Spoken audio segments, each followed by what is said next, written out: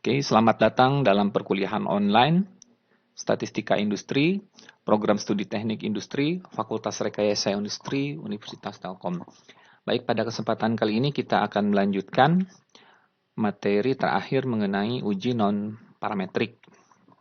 Oke, untuk uji non-parametrik sebetulnya ada beberapa ya. Oke, ada uji tanda, uji rank tanda dari Wilcoxon, kemudian uji jumlah rank dari Wilcoxon, ya, kemudian ada uji Kruskal-Wallis, kemudian ada uji runtun, dan juga ada uji rank Spearman. Ya. Oke, tapi kita hanya untuk pertemuan kali ini kita hanya belajar mengenai uji runtun dan uji Kruskal-Wallis saja. Oke. Oke. Jadi apa sebetulnya yang melatar belakangi kenapa kita perlu mengenal uji non parametrik? Oke. Jadi yang pertama adalah kita sudah belajar pengujian hipotesis sebelumnya ya, di mana pada pengujian hipotesis sebelumnya kita menggunakan uji hipotesis parametrik ya. Oke. Jadi istilah parametrik di sini bahwa kita mempunyai asumsi sampel acak itu adalah mengikuti distribusi tertentu ya. Oke, misalnya distribusi normal.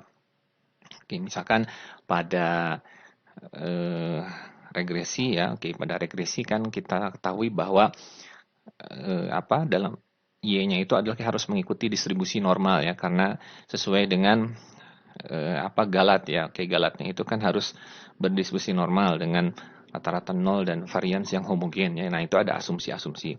Nah, kemudian pada suatu permasalahan kadang-kadang asumsi tersebut itu sangat sulit terpenuhi ya. Oke. Jadi kadang-kadang ada masalah yang memang kita tidak bisa menggunakan asumsi distribusi ya. Oke.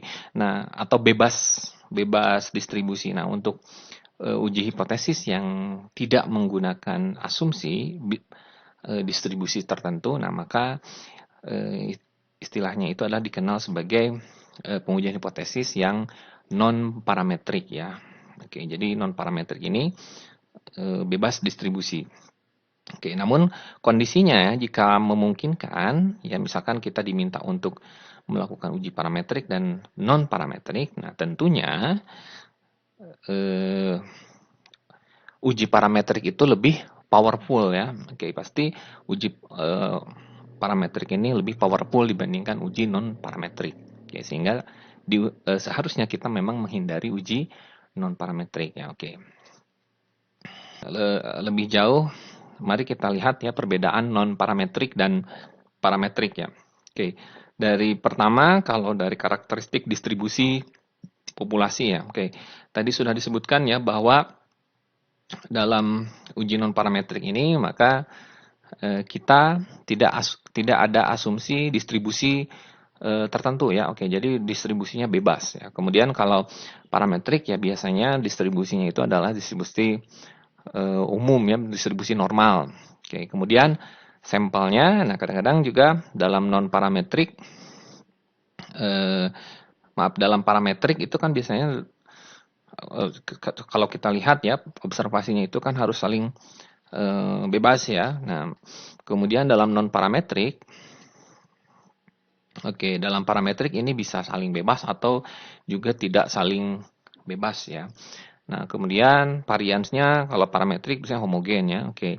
Dalam ANOVA kita asumsikan variansnya homogen. Dalam regresi juga varians galatnya homogen. Nah, kalau non parametrik itu boleh homogen, boleh juga tidak homogen. Tetapi kalau homogen berarti sebetulnya non parametrik ini bisa menjadi parametrik ya. Oke. Kemudian skala data. Nah, untuk skala data ya, non parametrik ini biasanya untuk data-data yang nominal atau ordinal ya. Oke. Kemudian kalau parametrik biasanya itu adalah interval ya, minimal interval. Oke, kalau minimal interval berarti bisa interval atau rasio ya. Oke, kemudian parameter populasinya. Nah, kalau non parametrik ya berarti di sini tidak harus kita tentukan ya. Oke.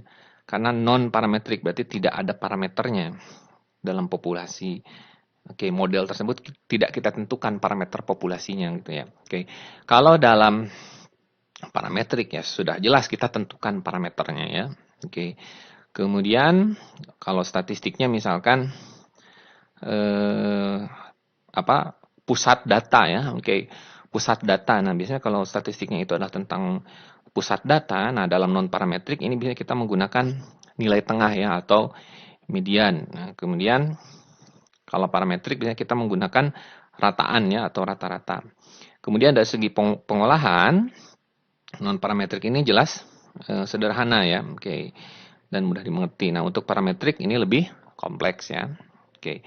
Untuk analisis atau kesimpulannya ya tadi ya, kalau parametrik ini lebih powerful sehingga lebih banyak ya untuk analisisnya. Kemudian non parametrik ini sedikit dan ukuran sampel. Nah, kalau parametrik jelas ya karena ada banyak ada asumsi-asumsi tertentu. Nah, maka biasanya ukuran sampelnya itu adalah besar ya. Oke. Kalau non parametrik ya karena bebas asumsi, distribusi dan sebagainya ya biasanya ukuran sampel itu biasanya kecil ya. Oke. Tapi tidak menutup kemungkinan juga besar. Oke. Yang pertama, mari kita lihat uji runtun ya. Oke. Uji runtun atau uji deret ya. Oke, atau dalam bahasa Inggrisnya disebut juga sebagai run test. Nah, ini merupakan pengujian hipotesis ya untuk mengetahui apakah urutan sampel urutan pengamatan dalam sampel maksudnya ya atau urutan observasi di dalam sampel ini nanti diambil dari proses acak ya atau tidak ya. Oke. Jadi nanti biasanya dalam uji runtun ini kita membagi menjadi data sampel ini kita membaginya menjadi dua kelompok atau dua grup ya. Oke, yang saling eksklusif. Nah, contohnya misalkan kalau sampelnya itu berupa responden ya, oke. Orang berupa responden. Nah, misalkan kita bagi berdasarkan gender ya, oke. Jadi ada responden laki-laki dan juga ada responden perempuan ya. Oke, kalau misalnya kalau dalam produk ya, oke, produk yang dihasilkan dari suatu proses produksi. Nah, misalkan produk itu dikelompokkan menjadi dua ya. Oke, ada yang cacat, kemudian ada juga yang tidak cacat. Oke, atau juga bisa kita urutkan berdasarkan nilai di bawah median atau juga di atas median ya. Oke. Nah, kemudian nanti kita mengenal ya banyaknya data dalam sebuah runtun. Nah, ini disebut sebagai panjang dari runtunnya. Oke, contohnya misalkan ya. Oke, ada 16 buah produk ya diamati. Kemudian dari 16 produk ini kita kategorikan ya menjadi cacat atau C dan juga tidak cacat atau baik ya. Oke, kategorinya sini simbolnya B ya. Oke, jadi cacat itu adalah C, kemudian tidak cacat atau baik simbolnya adalah B. Nah, urutan ke-16 produk ini, oke. Di sini ada B, B, C, C, C, B, C, C, ya, B, B, B, B, B, ya, oke. Oke, nah di sini sehingga diperoleh jumlah runtun. Nah, di sini ada yang dinamakan sebagai jumlah runtun atau di sini menggunakan variabel V ya. Oke, ya. Jadi jumlah runtunnya di sini ada 5 ya. Oke, kita lihat. Nah, apa yang maksud dengan runtun? Oke, nah kalau kita lihat di sini BB. Nah, ini satu runtun ya. Oke, berarti ini runtun pertama. Kemudian C, C, C, C. Nah, 4 C ini berarti runtun yang kedua. Kemudian ada 1B. Nah, berarti ini runtun ketiga. Kemudian ada 3C. Nah, ini runtun yang keempat. Nah, kemudian ada berapa nih? 5B. Nah, berarti ini runtun kelima. Nah, ini yang dinamakan sebagai runtun ya. Oke. Jadi deretan dalam satu simbol, dalam satu kategori, kemudian stop, dilanjutkan oleh kategori yang lain, deret lagi. Nah, itu yang runtun. Oke, dan seterusnya ya. Nah, kemudian juga nanti dalam sampel data untuk uji runtun ini seperti biasa ya. Oke, ukuran sampelnya berarti N kecil ya. Oke. Jadi N kecil ini ada yang dinamakan sebagai ukuran sampel total. Nah, kemudian dari N kecil ini nanti karena tadi ada dua kelompok atau dua grup atau dua kategori ya. Oke, jadi nanti ada N kecil 1 dan N kecil 2. Ya, sehingga nah, apa yang dinamakan sebagai N kecil 1 dan N kecil 2? Jadi N kecil 1 ini adalah banyaknya lambang yang lebih sedikit ya atau simbol yang lebih sedikit. Oke, berarti sebaliknya N2 adalah N kecil 2 berarti yang lebih banyaknya lambang atau simbol yang lebih banyak. Oke, coba kalau kita perhatikan yang tadi ya 16 produk di sini. Oke, kan ada dua ya, yang cacat dan tidak cacat. Nah, yang tidak cacatnya di sini 1, 2, 3, 4, 5, 6, 7, 8, 9 ya. Oke.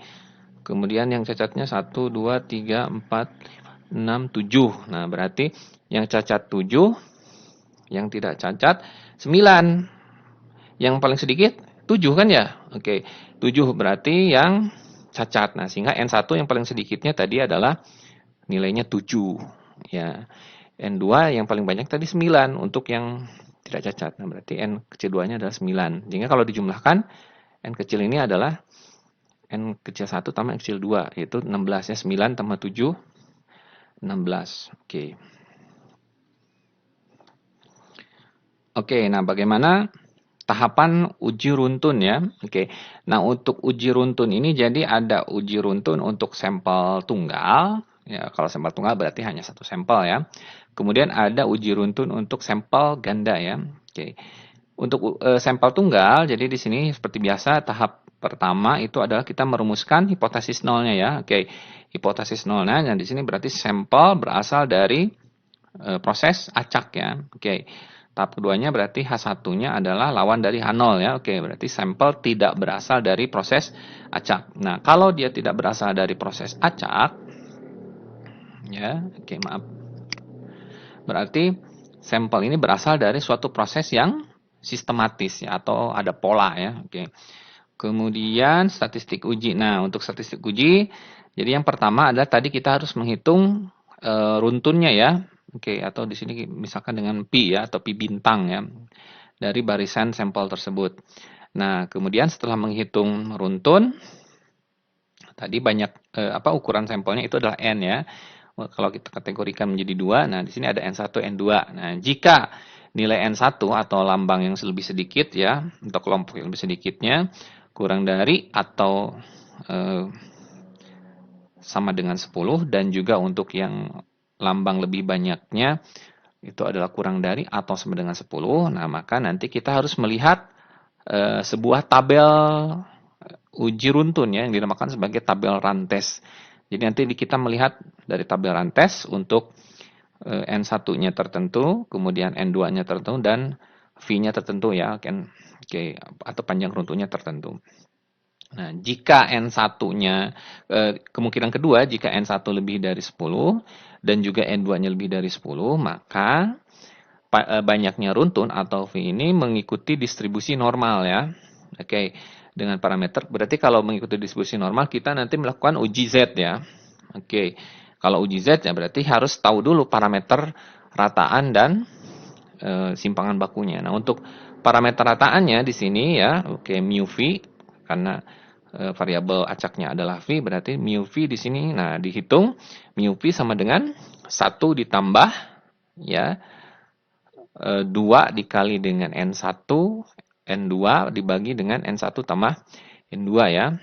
Oke, jadi kan tadi kita sudah hitung N1, N2-nya tinggal dimasukkan ke rumus ya. Kemudian, nah untuk varian V-nya ya, yang kita butuhkan sebetulnya kan simpangan baku. Nah, berarti kita cari dulu variannya. Nah, sigma V-nya kuadratnya di sini adalah dihitung 2 dikali N1, N2, ya, kemudian dikalikan lagi 2N1, N2 dikurang N1, N2 ya. Oke, dibagi dengan N1 tambah N2 dikuadratkan, dikali dengan N1 tambah N2 dikurang 1. Nah, setelah dapat, nah, nanti Z itu kan apa? Variabel acaknya itu V dikurangi rataannya itu mu V dibagi dengan simpangan bakunya, berarti akar dari ini ya. Oke, sigma V. Nah, akar dari sigma V kuadrat. Oke, nah untuk daerah kritisnya, oke, daerah kritis dan kriteria ujinya. Nah, jika menggunakan rantes tadi ya, kayak kondisinya jika N1-nya kurang dari atau sama dengan 10 dan juga N2-nya kurang dari atau sama dengan 10. Nah, kita menggunakan ketentuan V-value ya. Oke, V-value ini probabilitas kesalahan yang diperoleh dari statistik uji ya. Oke. Nah, di sini V-value sama dengan dihitung ya 2 dikali dengan probabilitas. Nah, V kurang dari sama dengan V bintang atau nilai panjang runtuhnya jika kondisi H0 benar. Nah, ini nanti diperoleh dari tabel rantes ya. Jadi tabel rantes ini nanti menghitung V-value-nya ya. Oke. Kurang dari sama dengan alfa atau taraf nyata yang kita tentukan.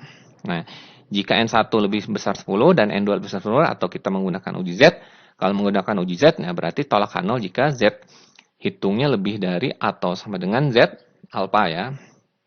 Oke, kemudian seperti biasa, tahap terakhir itu adalah simpulan. Oke. Kita lihat, nah ini yang dinamakan sebagai tabel uji runtun ya, atau tabel rantes. Nah, di sini tabel rantes, jadi kolom yang pertama, nah di sini untuk nilai N1 dan N2-nya ya, atau N1 tadi lambang atau simbol yang lebih sedikit ya, atau kelompok yang lebih sedikit. N2 lambang atau simbol atau kelompok yang lebih banyak. Nah, di sini untuk N1 dan N2-nya tertentu. Ya, jadi di sini N1 dan N2 batasnya di 10 ya. Oke. Kemudian, nah di sini kolom berikutnya itu adalah nilai-nilai dari ini sebetulnya yang di baris ya. Oke, yang di baris ini adalah N1, N2. Nah, kemudian untuk kolomnya di sini adalah nilai V-nya ya atau runtunnya ya. Oke, jadi runtunnya di sini mulai dari 2 ya. Oke, jadi paling sedikit runtun itu adalah 2. Oke, paling sedikit runtun itu 2. Nah, di sini 2, 3, 4, 5 dan seterusnya. Oke, sebagai contoh, nah di sini ya. Kalau misalkan untuk kasus yang tadi ya, yang produk cacat dan tidak cacat tadi ya. Oke. N kecilnya kan tadi berapa? 7 ya. Oke. N kecilnya 7, kemudian N1-nya 7, N2-nya adalah 9. Berarti kita lihat 7 dan 9. Nah, ini. Oke. 7 dan 9, kemudian panjang runtunnya. Kalau panjang runtuhnya ada 5, nah nanti kita lihat di sini. Ya, nah ini nih. 7 dan 9. Nah, di kolom V-nya 5 berarti 0,035. Jadi V-value-nya berarti 2 dikali dengan 0,035 nanti. Nah, ini V-value ini nanti 2 kali 0,035 dibandingkan dengan alfa. Ya, 2 kali 0,035 berarti berapa? 0,07 ya. Oke, 0,07 dibandingkan dengan alfa. Kalau misalkan alfanya 0,05 ya, berarti 0,07 nanti berapa? Lebih besar ya dari 0,05. Kalau lebih besar berarti H0 diterima. H0 diterima berarti sampel berasal dari proses acak. Nah, maksudnya gitu. Ya. Oke. Nah, bagaimana kalau misalkan N2-nya misalkan 12, N kecilnya 5 misalkan, atau 9. Jadi yang satu kurang dari 10, yang satu kurang dari atau sama dengan 10, yang satu lebih besar dari 10. Nah, karena di sini N2-nya tidak ada mentok di 10, ya berarti kita harus menggunakan uji Z. Jadi syarat kurang dari atau sama dengan 10 itu harus dua-duanya ya. Jadi N1 dan N2-nya harus kurang dari 10. Kurang dari atau sama dengan 10. Baru bisa kita menggunakan tabel rantes ini. Kalau ada satu N2-nya itu lebih dari 10, nah berarti kita tidak bisa menggunakan rantes. Kita hanya bisa menggunakan uji pendekatan menggunakan uji Z. Ya, oke.